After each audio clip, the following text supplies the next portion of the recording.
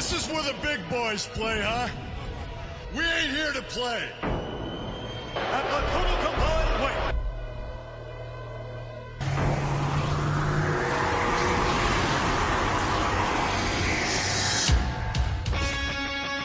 At the total combined weight of 589 pounds.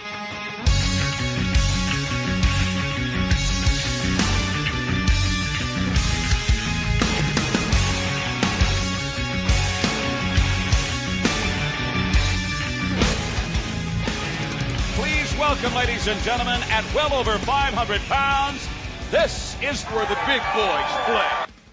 All right, welcome to the show, everybody. This is At a Combined Weight. I'm your host, Charlie Dudley, with my ever-so-large co-host,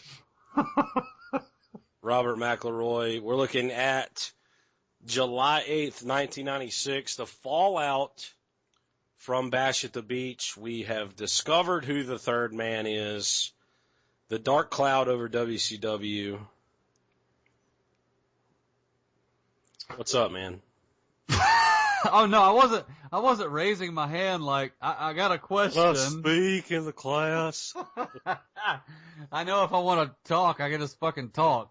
I know I don't have to raise my hand awkwardly in front of the little camera on my computer. Is that your bear claw? Is it? Love it. That'll never get old to me. Interesting how this edition of WCW Monday Nitro was at MGM Studios. They're outside, which I love an outdoor show. I think that's neat as hell. However, don't let me finish, damn it. Okay. This, it was so small, and they were filling up arenas substantially larger. This was so odd to me. This was a very weird way. I mean, you have a very historic moment happen at Bash at the Beach, and you follow it up here. Well, you didn't know ahead of time. I mean, you have to book arenas that you can fill up, and they probably got a sweet deal on MGM down there with Turner. I just didn't like aesthetically, it didn't look great to me. I didn't, and this Nitro was not, I didn't like it. It was not very good. Aesthetically, the weirdest thing to me, other than just the small nature of it, mind you, a lot more people than the Columbiana Skating Rink or Pelham Civic Center, etc., but you don't have guardrails. You have, like, your elderly and your handicap outlining the ring there. So, like, it kind of, it limits their spots they can do on the outer apron there. Right. You know, you're not slamming guys against a fence. There's not any guardrails there. There's right. Old people. Yeah. It's the borderline. You're throwing guys, you're like Irish whipping guys into grandma and grandpa sitting there. Although they could have taken someone's crutch and busted somebody with it. That would have been a good spot. That's true. It was being done in WCW or in ECW. And Vince Russo wasn't there to steal stuff from ECW yet. So Bischoff and Zbyszko opened the show. You mean Shivani? Yes, Shivani. But Bischoff, everybody's running down Hogan. Everybody talking about how he's a coward, and Zbyszko talks about how everything that he did was unmanly.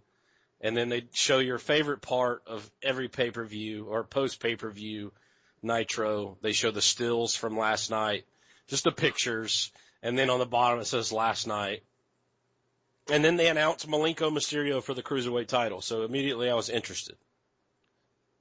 Great opening match. I got really tired of Zbyszko continuously talking about how Hogan's acts were unmanly. It's like, dude, he didn't go out there in a tutu and fucking ballet slippers. Right. In fact, I think one could argue that both in the kayfabe world and just as a professional decision for one Terry Bollea, that the act on every level was very, very ballsy. Yeah, very manly, if you will. So that's, you know, taking the masculinity out of the thing. This is one of the boldest moves of Hogan's career. Oh, yeah. And Zbyszko just couldn't find a better word in which to describe it. And he would, like, interject. Like, Schiavone would talk about how cowardly, how awful, and Zbyszko meant unmanly. Like, we get it, dude. You've said it. He must have said it a dozen times within the first 12 minutes of the telecast. Oh, yeah, easy. Easy. He was just chunking it out. Unmanly. He must I have usually learned. like everything Zbyszko does. You do. You're a big Zbyszko fan. I do his little salute on the top of every one of our shows. I don't. I thought the unmanly thing was, and I thought that they, at certain parts of the show, them like running down Hogan and the Outsiders kind of took away from the rest of the show. And I also think that if you take Malenko, Mysterio, and Eddie Guerrero Psychosis off of this show, it's putrid. I'm serious. Like, if you take those two matches off of this show, nothing happened. And there was no progression. None. Of the NWO storyline. It was almost a regression. Because you went back to Hall and Nash doing stuff. They've been showing up and trying to get in the ring, and security separates them. They've been doing that for 4 or 5 weeks at this point. Yeah, the same old shit. WCW guys, Macho, Sting, etc. try to get at them. They're separated by security.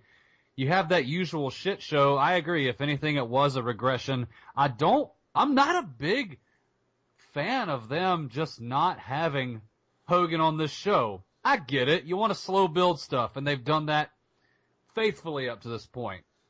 Yeah, maybe they just couldn't have him on the show because he was supposed to be filming a movie or Thunder in Paradise or something. They very well could have been, and I think somebody might have even mentioned it. Yeah, an outsider say that he was filming a movie.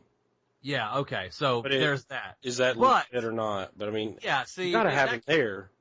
Yes, them saying that, it could just be kayfabe City Johnson. Who knows? However, I think having him on the show a day after one of the most historic moments ever to happen in wrestling, I think would have made that a better show. And to come out in Disney to further shit on Hulkamania at fucking Disney World.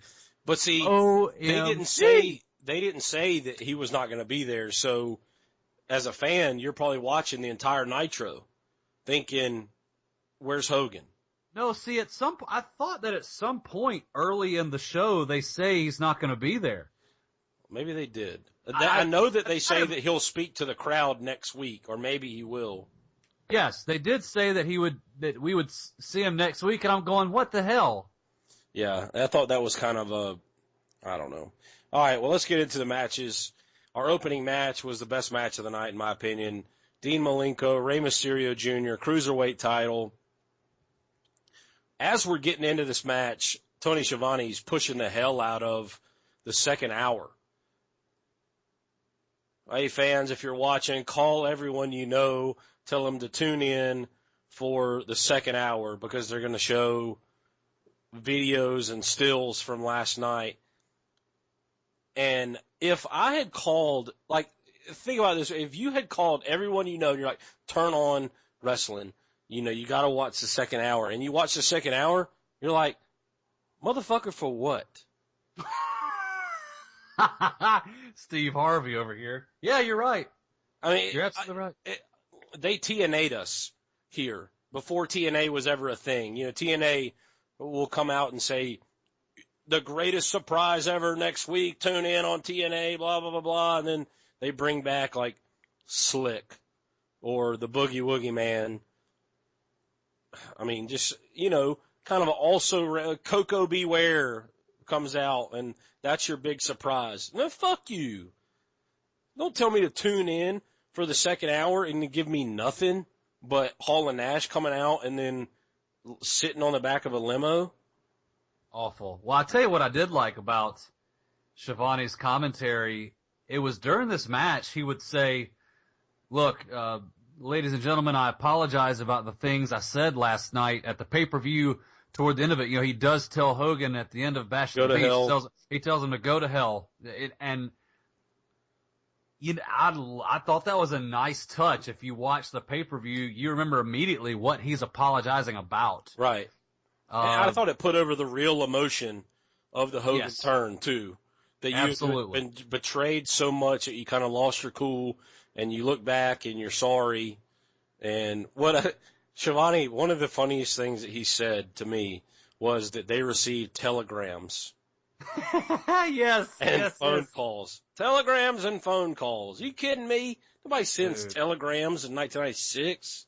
It's not a thing. I never was a thing growing up. I never remember having. I never would have known. They would have sent telegrams in Columbiana. They absolutely would have. Absolutely. Oh, got a telegram here from Birmingham, all the way from Birmingham.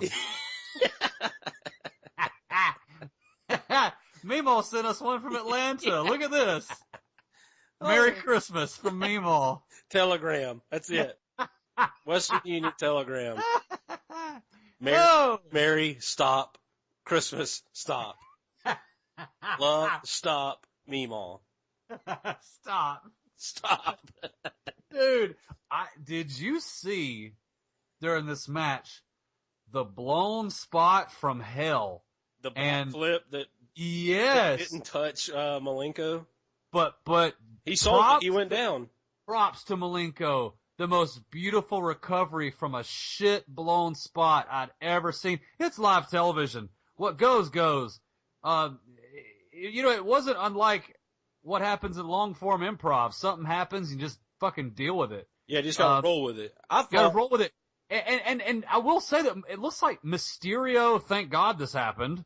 Otherwise, Malenko would have had nothing to sell. But Mysterio's hand kind of gets in Malenko's face a little bit. Yeah. And he goes down as if something is in his eye. Yes. Yeah. Perfect. Yeah, he barely touches him, but he touches him enough to kind of poke him in the eye and take him down. The wind of his body blows him down. One of the coolest spots in the whole match was the brainbuster on the outside. I love that. And I love that the top rope backbreaker as well from Malenko. I mean, Dean Malenko against Mysterio in this time period, fantastic. So good. I mean, Malenko could have a great match with your Meemaw via telegram. So, great match here. Rey Mysterio gets the win and the Cruiserweight title. I remember watching this live as a kid, and I don't remember liking the show or not liking it, but I do remember thinking that the pin that Rey had on Malenko was probably one of the coolest pins I'd ever seen at that time. Because it was so quick, and it was 1, 2, 3, and you were like, holy shit, he just beat him. And, this is the third or fourth time they had wrestled at this point, if you're only watching WCW. It legitimized Rey as a force to be reckoned with in the Cruiserweight division. Very well booked Rey Mysterio was around this time. And as much as the announcers put him over, they had done just a brilliant job with him up to this point. Right. They really had. Malenko had 2 different opportunities to beat him, didn't take them. Pulled him up. Yeah, announcers kind of, pushed that a little bit. Fine job done by all involved. Malenko was one of these heels that didn't do a lot of heelish things. Right. This is like one of the more heelish occurrences I'd ever seen from the guy during this particular run. Up next, we had a backstage segment with the Nasty Boys and the Steiner Brothers. Both of these two teams are going to square off tonight. The winner is going to face Harlem Heat at Hog Wild. They're just, these two teams not known for their promoing ability. It was just a promo segment to set up the tag match. That's pretty much it. That was all it was, and I had finally come to the conclusion during this really shitty interview that I really do not like opponents in the same interview session. It takes away from the heat to me. But if they don't have real legitimate heat, I think it's okay. Dude, they were all in agreement about the they NWO. They didn't have heat. The reason that they were facing each other was to square off, to see who would earn the right to face Harlem Heat. It'd be different if they were like Sullivan and Benoit right there by each other. I still don't like it. I still don't like it. It's okay. It's lame to me. You're entitled to your opinion.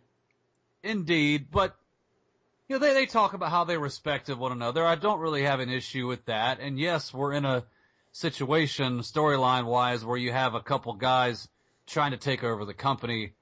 It's just still just kind of weird to me, and WCW seems to do it a good bit. You know, weeks prior, we had Harlem Heat, the Steiners, and the Nasty Boys, I think, maybe all in the same. It's like, damn. Yeah. It was the night that the titles changed hands. You had Sting and Luger started out, and then everybody came in. It was a mess. Just after this, we get a Glacier promo again, similar to the one we've seen for weeks and weeks up to this point. This time, I think this marks the first time that you see that it doesn't say Glacier coming in July. It now just says coming to WCW. Coming to WCW. Yeah. They realize they've got to push this thing back a little. So. Yeah, they put it on ice a little bit. Pun intended. Pun most definitely intended by. Good job, Charlie. Good job, Charles. Big Bubba and Hugh Morris versus the Blue Bloods was up next. Lord Steven Regal and Squire Dave Taylor. Decent match. As I mentioned in our Bash of the Beach show, I did not think that John Tenta Big Bubba was over because I don't remember John Tenta feuding with anyone else before he leaves to go to WWF and become Golga under the mask with the Cartman doll and all that whole gimmick. So John Tenta shows up in this match, attacks Big Bubba. Tenta still has his head shaved weirdly. Yes, he does. For God's sakes, man, get it fixed. I mean, really. I guess, is he married at this point? Like, would your wife not say, can you fucking clean your face up, please? I mean, I guess, but she already married disgusting-looking John Tenta. Yeah, I mean, so, he's already... You're dealt a losing hand at that point, but... This is true. I really thought... Are you exhausted with Tenta and Bubba at this point? I am exhausted with Tenta and Bubba at this point, primarily because I thought their feud had concluded at Bash of the Beach. I thought this was it. Okay, the babyface had gotten his heat back. He's triumphant. You can stop it here at this point.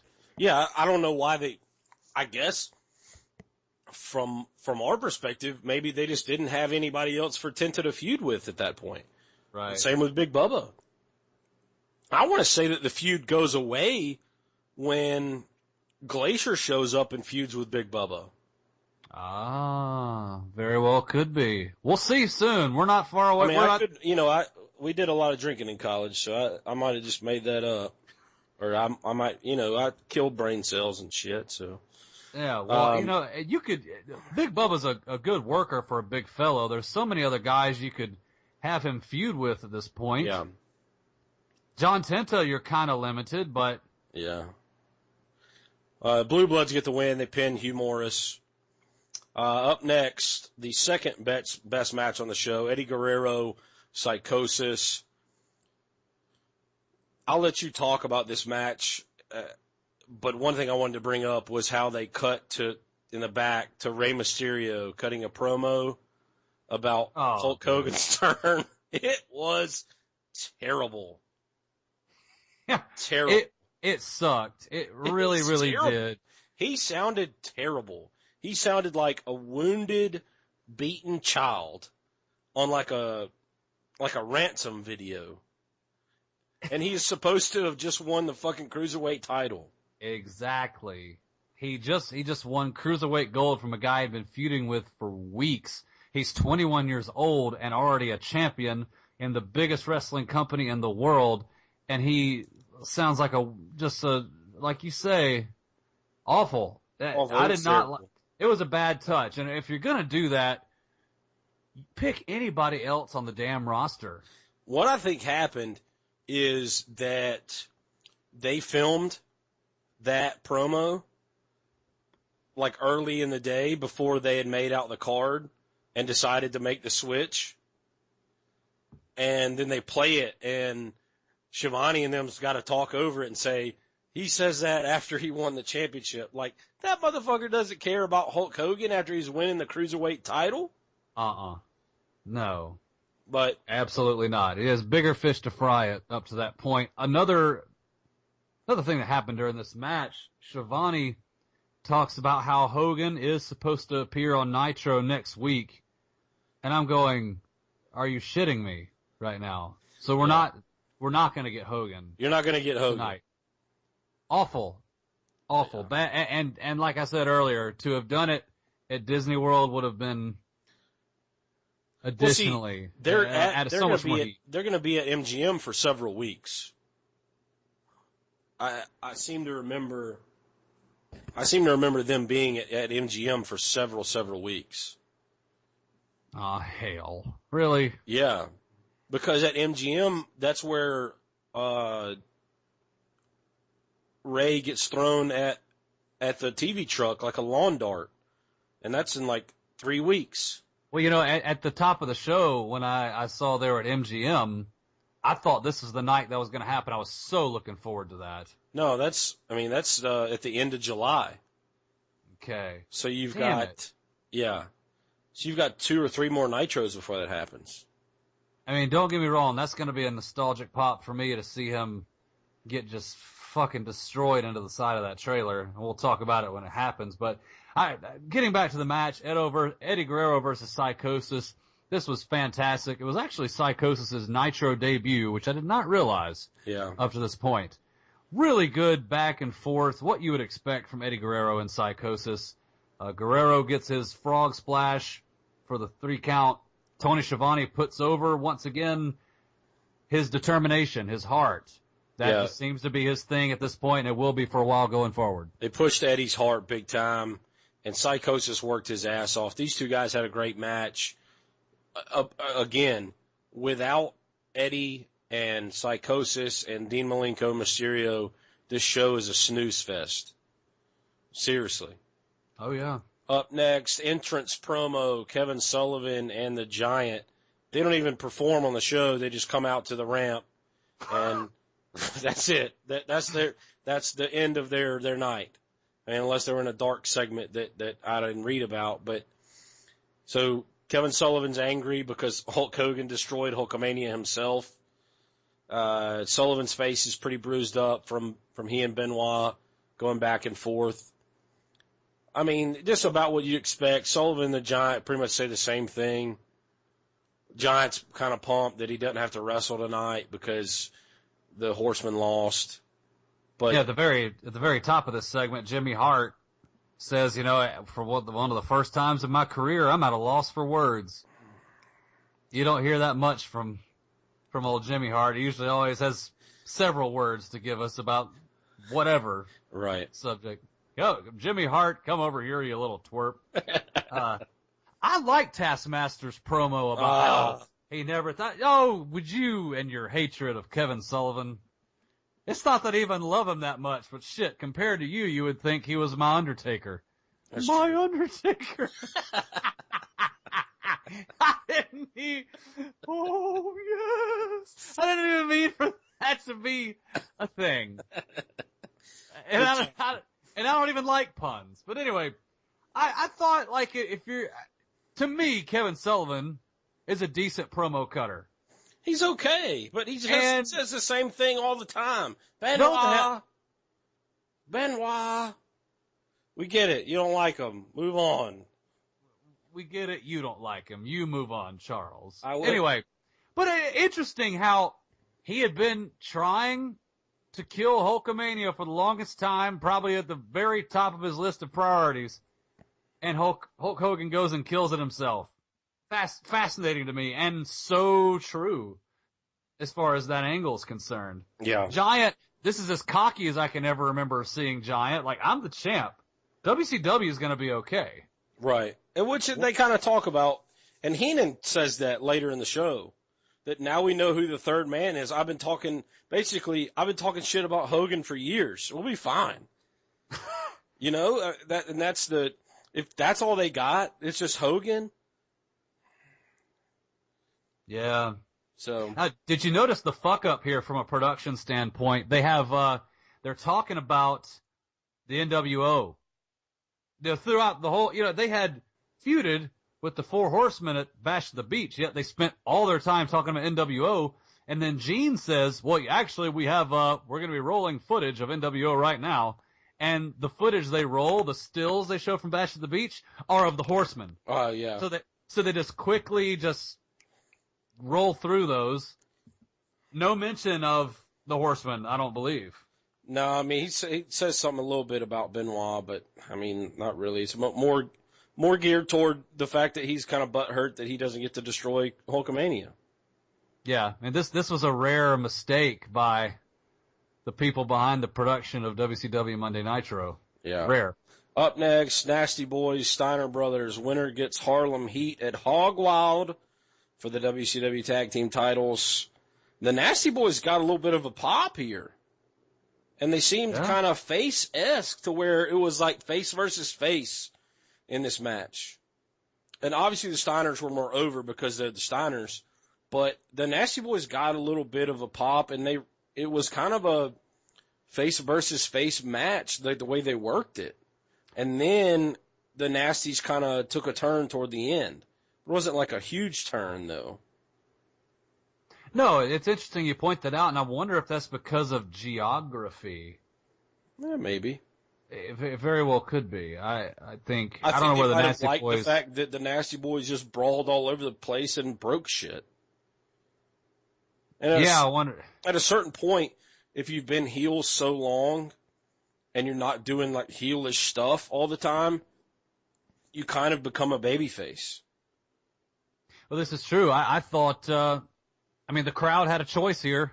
You had mentioned it in our Hot Tags edition of At a Combined Weight with Roman Reigns, how you're either going to pull for him or pull against America. You had that with Big Bubba and Hugh Morris. You were pulling for them, even though they were the Dungeon, their heels. Yeah, they were up against America. You weren't going to pull for the damn Blue Bloods. No, I noticed. Pull for America.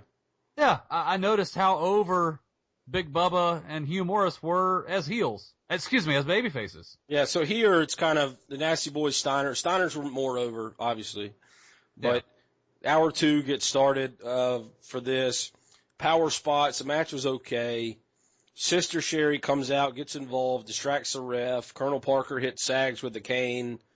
And this kind of sends Knobs and Sags into a fever pitch post-match with their promo, which leads into the next in-ring segment with Mean Gene. What'd you think about their post-match promo?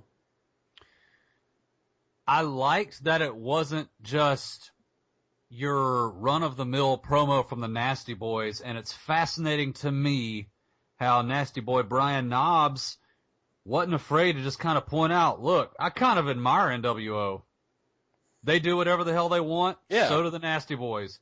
That was cool, and you could have even... I don't think they end up doing this going forward.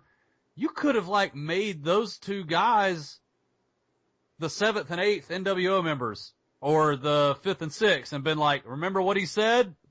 I'm pretty sure they end up in the NWO. Oh, fuck. I think Tread ends up in NWO. Too. Everybody ends up in NWO. The guy that you saw at Publix bagging your groceries ends up in the NWO. But Knobs is a huge friend of Hogan. He and Hogan are like best buddies. But I like the fact that they put themselves on an island to where, most of the heels and the faces together are saying, it's WCW against the NWO. And Knobs is saying, nah, fuck all that. The Nasty Boys are for themselves. We're not for WCW. We're not for NWO. They haven't done anything to us personally. So we don't have an issue with them.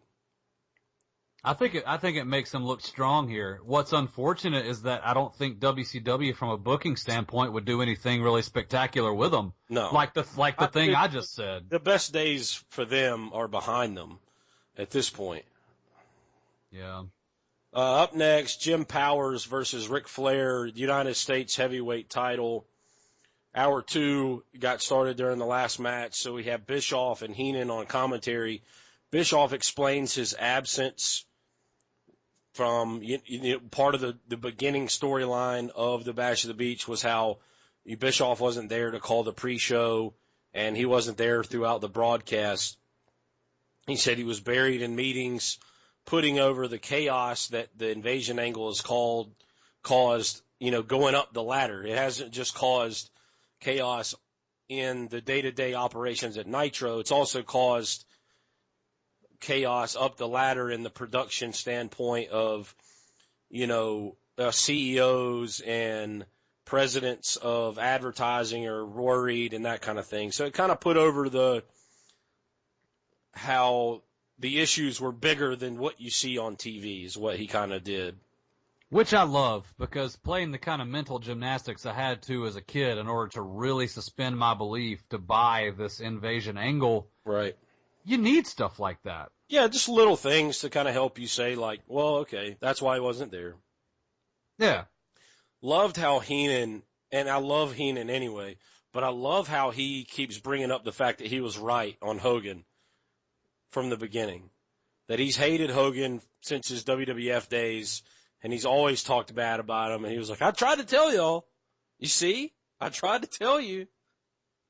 Yeah, no, I love that too. And it further, it puts some nice little glossing, if you will, over the heat he took for almost screwing up the surprise. Yeah. Like, whose side is he on as Hogan is making his way down the ramp to the ring to put the leg drop on Macho Man. What'd you think about this one? I thought it was okay.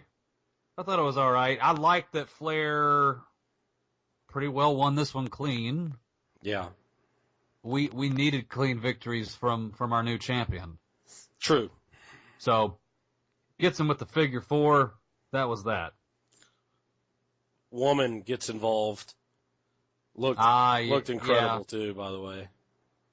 Yeah, God, how did I not notice how beautiful she was when I was a kid? And I was all over it.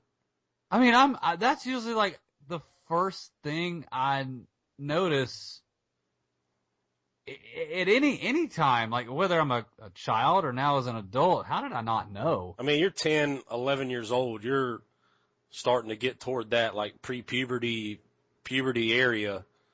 Yeah. But dude, absolutely. And you should have seen some of the girls that used to babysit me and my brothers.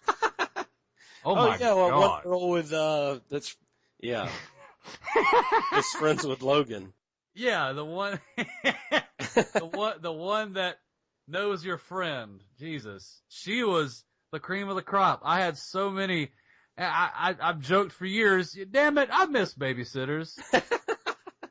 They were just freaking fantastic. A very hot girl who's paid to come to your house and just make sure you don't fuck up for several hours. Exactly. It's awesome. What a concept. They were always hot. Well, and the funny thing is, I guess, as you get older, you just have your girlfriend and wife. They just make sure you don't fuck up for hours on end. Yeah, true. I guess the more things change, the more they stay the same. Post-match, you had a backstage segment with a Horseman. Not really backstage, just more of in some random spot in MGM. In a little patch of grass that's near the little walkway that's kind of like... Their little setup was so funky. You know, they have the two big chrome WCW things, those big structures that are beside the entrance. Those are like side by side, kind of over here, serving as something of a guardrail to keep people from like coming out, and the whole thing is just so odd structurally. Yeah, Arn cuts a promo on Hogan, tells him he's supposed to stand for something. I liked his promo in that, Arn and the Horsemen were kind of part of that grouping to end Hulkamania with the Dungeon of Doom, and Arn saying, as a Horseman, we've just been essentially saying we've been bad guys for years, and you're supposed to stand for something. You always came out and said, believe in the training, the prayers, and the vitamins, and all we did was come out and say, we're the Horsemen. Diamonds are forever, and so are the Horsemen, and you're supposed to stand for something. So you're a piece of shit, basically. I thought it was a fantastic promo, guy, and I'm totally okay with giving Arn Anderson the silver medal when it comes to promo cutters in the Four Horsemen to Yeah, no doubt. silver to Ric Flair's gold. I think Arn Anderson cut some pretty brilliant promos, and I'm a big fan of him. I was a fan of him as a kid, honestly, and today as an adult, I can appreciate him 1,000 times more. Yeah, he's one of my favorite guys. I put him like probably top 10, top 15 all time for me.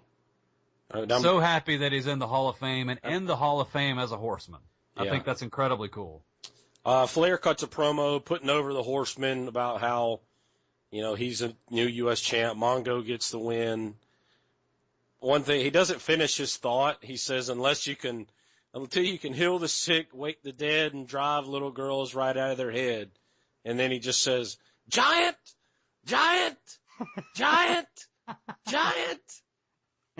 It's just like, it's so random. And then that's it. And then Gene gets mad at it. That's enough, Ric Flair. Well, he's the voice of reason, as we've said, old Gene. Up next, we had Bischoff and Heenan talking about the fallout from Bash at the Beach. WCW's ready to fight. We've got talent. Luger's not healthy. No update on his health. Heenan's pushing the fact that he's been talking shit about Hogan for years, and he's like, well, now we know who the third man is. So we know what we're up against, so we can battle against those three guys. And see, the problem is the NWO expands. Yeah. And it comes from inside, and people are turning their backs on WCW at certain points, and then that's when it starts to eat away at them. But they're putting over the fact that, hey, we're ready to fight. We know what we're up against. Here we go. And the reason they brought up Luger is Luger was supposed to face Chris Benoit in the match up next, but Chris Benoit ends up facing Sergeant Craig Pittman. What'd you think? He's with Teddy Long, who's fat as shit. Yeah, he is. He's fat as shit. Like you said in one of our first shows. See, I think the reason why your dad would love our show so much is because of those little moments that we don't have enough of me doing the over-the-top impression of your voice. Because that was like, what was our first or second show? We were talking about Teddy Long. He's fat as shit. But anyway, no, this match was okay. I'm not a big fan of Sergeant Craig Pittman. I don't like military gimmicks if your name isn't Sergeant Slaughter. Yeah. I just think it's kind of just is what it is. It's not over with me at all. Couple things I liked from this. One, I liked that Benoit wasn't with the Horsemen because he was focusing on his match. It puts a kind of a realistic, athletic-like tinge to the product. And interesting to note, Bischoff compares Chris Benoit to a Wolverine. Yeah. It's one of the first times he's ever been called a Wolverine. He becomes the rabid Wolverine. Up to this point, they just called him the Canadian Crippler. So the Wolverine moniker debuts here. Probably the most historic event of the evening, the entire evening. Yeah, no doubt. That and Mysterio's title. Arn Anderson, Sting. Announcers put over that Sting is he put it in a new gear like he never has before. And they said that he was consumed with last night. And Heenan says he's warned everybody a long time ago about Hogan. But I didn't realize this as a kid, but this is kind of laying the foundation for the Crow Sting, I think. In what way? Well, saying that Sting is really bothered by the NWO deal, and he's kind of consumed and obsessed with it, and he can't really get over it. Yeah, I would agree. Like he's a guy that he's not the Surfer Sting anymore. He's kind of making that transition toward something different is what they're kind of playing up a little bit. Like Sting isn't the same. Yeah, I like that. I don't understand having the main event in this particular era with everything that's going on be Sting versus Arn Anderson. Why do you? I think that's just kind of a good match, and you want Sting involved. this was an era where main events mattered, and when I saw that this was going to be the main event, and I love Arn Anderson, I just got through, singing his praises, and around this time when I was a kid, Sting was over as shit with me, but I don't like the booking here. It doesn't make any sense to me. So, but during this match is when Eric Bischoff says, he receives word. He's always talking about he's received word from the back that they may have some guests. Yeah. Of course, you know who those guests are. Yeah, at this point, they start talking about the limo. The black limo is pulled up, but who's in it? The black limo becomes a huge, huge part of the NWO gimmick from this point forward. And Bischoff and Heenan, Bischoff more importantly starts putting over the fact that he doesn't want them here because they're at Disney, they're kids and families. We don't need these guys here. So it becomes more about like the invasion, but also like Disney and the kids. And then another angle to this that I absolutely loved, they talked about how this is an outdoor event, and we're at Disney, and we don't have enough security. Yeah, they're kind of understaffed at this point. Yeah, I mean, they had just heavy security at so many events leading up to this point because of these two goons. And here we are in a situation. They're outside. Yeah. So I love how he put over that, brings in very realistic elements to the situation. Hall and Nash show up and start walking toward the ring. Security gets in the way. Macho runs out. Interesting to note that, Arn and Sting are in the ring looking at Hall and Nash, and then Arn attacks Sting. And then Sting puts him in the Scorpion Deathlock really quickly while Macho's going after Hall and Nash. And they put over the fact that Sting is putting him in the Scorpion Deathlock staring right at the outsiders. And this angle was just kind of just them separating each other, trying to get at, just pushing the fact that they're trying to come in there and the security's breaking them up. Macho wants him to come to the ring. Sting wants him to come to the ring, but security's escorts them away. Well, I love how Arn Anderson maintains that consistency as a heel with realizing, oh shit, Sting's distracted. I'm going to try to win this match now. Right. I think that's pretty cool. I like that. I actually thought that added to the match, added to the whole deal.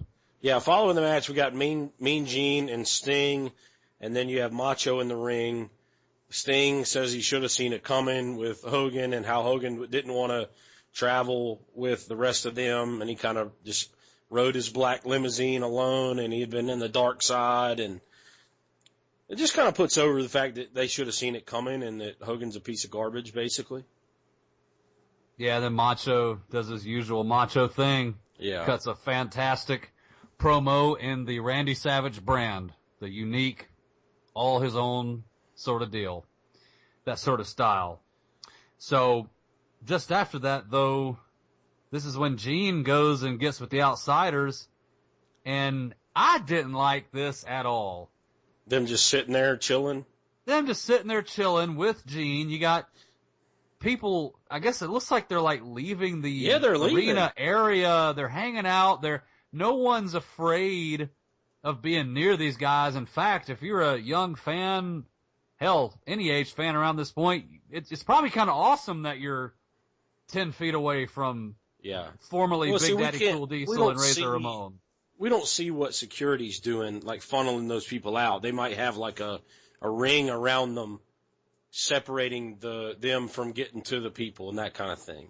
Well, there was that. There was security kind of making sure no one could run up to them and just, be on large and tag them. I thought it made them seem kind of cool and chill, like we can do what we want. We're just kind of hanging out.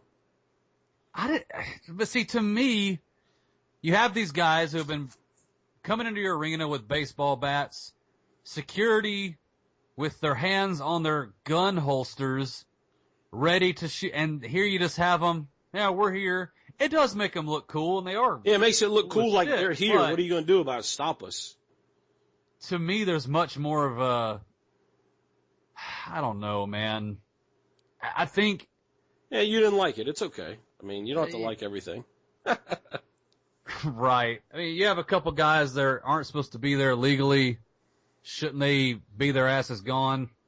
Yeah, but they won last night. They got one over on them, so they're here to stay. They're kind of interlopers that you can't get to leave because they're still winning, I guess, even though they didn't actually win. And that's part of the NWO thing that makes it seem unbelievable is that,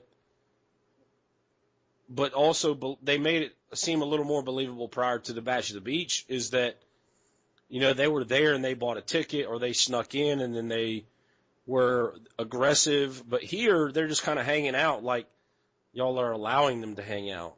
I mean, once they have the belt, it's a little more, you can explain it a little better, you know?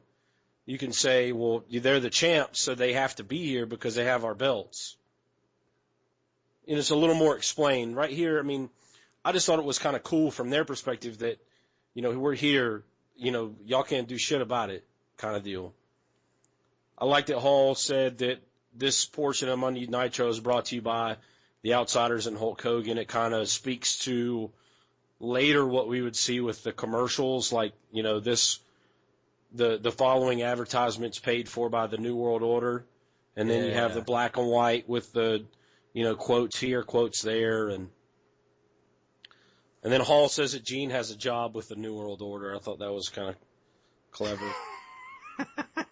So. That would have been the worst heel turn in the history of wrestling. Oh, that would have been way more devastating than Hulk Hogan, I think. Devastating and like hard to watch. Gene can't be a He can't be mean. He has to be good and tell people to be nice and shit. That's the ironic part about his nickname, Mean Gene Okerlund. Yeah, he's not mean worth a shit. No, that's my favorite. It rhymes with Gene, and he isn't mean. He's Mean Gene. Well, see, that's what Hall calls him, Scheme Gene. He sure does. At the end of the show, the whole payoff that you're supposed to call your friends, call everybody you know, is them showing stills of Hulk Hogan betraying WCW. And they put over the crowd anger, but you were supposed to sit through almost 2 hours of kind of wrestling to see pictures. And you already knew that Hogan was the third man, so they didn't show you anything different. No. So no, I would have. I mean, they all can't be winners, you know, but they can't. And I would love so much. I'm picturing right now in my head how awesome it would have been. Now, as we talked about an hour ago, you book these arenas in advance. You already know what's coming. But I would much rather them be in like a really great city like Philadelphia or New York, just a hot, good crowd. You know, we had finished up Bash at the Beach at the conclusion of it with a ring full of garbage that pissed off fans had thrown in it. Yeah.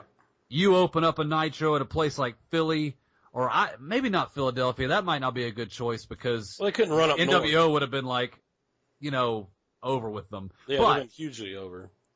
You get in a regular WCW Monday Nitro arena and just have Hogan on the show. What a concept. Yeah. And it's just Heat City. Well, what we saw leading up to this with the revelation of Team WCW, the Sting, Luger, Savage, that happens next week, I think, with Hogan coming out, cutting a promo. It's like they want to drag it out. It's like they have no long-term planning in that, like, well, we're going to drag it out 2 weeks when something should have been gone a week. And it just kind of, I mean, looking at it from a hindsight perspective, the whole NWO angle lasted too long, you know? And the fact that they drug the Hogan thing out for 2 weeks is kind of reminiscent of that. Yes. You know, like Hogan should show up at the end of this. I don't think that you cut a promo with him. I think you just have him show up with Hall and Nash and, you know, just say something like, hey, we're here. We'll be here till you make us leave kind of deal. Yeah, I mean, there's a lot and of different not ways. have him say anything necessarily. Have the same promo segment that you had with Hall and Nash, but have Hogan come out in that melee that happened during the Arn and Sting match, and then Hogan gets back in the limo, and Hall and Nash are left to talk to Mean Gene while Hogan's in the limo. You know? Where it's like, it sells it to where it does the same thing with Hogan being there next week and cutting a promo, and maybe you'll hear from him, but it also gives you that payoff to be like, oh shit, he's here and he's turned, and, you know, I don't have to look at the stills. Maybe they were trying to push the damn encore so much that they didn't want to have him on the show. They did push that. They pushed it early and late. They pushed that we see the stills in the second hour so much harder, but yeah, they did talk about this encore presentation of the pay-per-view, which you never hear pushed anymore, for obvious reasons. I'll be interested to see if next week when we see that edition of Nitro, if we already have like a big-time wardrobe change with Hogan. Oh yeah, he comes out. Red, yellow's done. Yeah, red and yellow's done. He comes out in all black. I mean, I remember that. God. It seems like as a kid, I can remember seeing the first time I saw him in black, just. I mean, he doesn't have like all of the lightning and everything, all the accoutrements that he had with the boots and whatnot, but he does come out in all black. I specifically remember that. You know, it was this show that I forget who it was, but I think it might have been Sting during his promo. And he calls Hulk Hogan Hollywood Hogan. Yeah. That's awesome. I love seeing these things that would become iconic born for the first time. Yeah, it's one thing that it's good about watching it and talking about it in a retrospective look. You know, we see when they dubbed them the Outsiders. We see when they dubbed them the New World Order. We see when the idea of Hollywood Hogan comes about. We've seen how they've dropped little hints for certain things that are going to happen to maybe think that you have a long-term plan in mind, but then not really understanding the execution of a lot of things, I guess. Yeah, it's just interesting. I mean, it's just it's fun. It's fun. This is not one of my favorite Nitros. I like the Eddie Psychosis and the title change for the Cruiserweight, but everything else after that was just kind of I think from the time you and I started this project, the May 27th, 1996 show when Hall shows up for the first time, and then up to this point, this could be my least favorite Nitro. Oh, it definitely is the least favorite Nitro for me. Yeah. Definitely my least favorite. Well, next week will be better. I mean, number 3 on the show for me was how hot Woman was. Behind the 2 matches. That's bad. This black dress, whew, hurt me. That's bad, though, that would get the bronze medal, too. Oh, yeah, well, hey, sometimes. She was pretty incredible, but damn, that should never be like the No, it shouldn't. But third best damn thing. Not on a 2-hour wrestling show, no. No. All right, well, that's going to do it for me. You got anything else? No, that's all I got. Absolutely, it's been fun.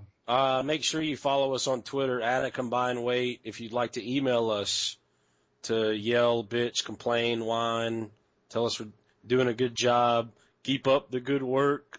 You can email us at @combinedweight@gmail.com. You can follow Robert on social media at being_large. That's Twitter and Instagram, Facebook. Was it Robert McElroy Actor? Yeah. Have him in your next project. He can be bought, as you heard in the hot tags portion of our week. Gigolo myself all over the place. Also, yeah, if you're listening to this, we do a kind of a This Week in Wrestling. We put it out Wednesday nights. It's called the Hot Tags. It's going to be At a Combined Weight presents Hot Tags. We're going to put it on YouTube since that's where we're going to move our non-pay stuff for the outside of the realm of PWInsiderElite.com. As always, thanks to those of you who are clicking the link on PW Insider Elite. We're just happy to be a part of the great audio offerings on the site. And always thanks to those of you who click the link on YouTube. I hope you're enjoying the pictures and the little video clips that we post on there. As always, you can like, comment, share, subscribe to our channel, all that good shit. That's going to do it for us today. We'll see you next time. For Robert McElroy, I am Charlie Dudley. You've been listening to At a Combined Weight. We'll see you next time.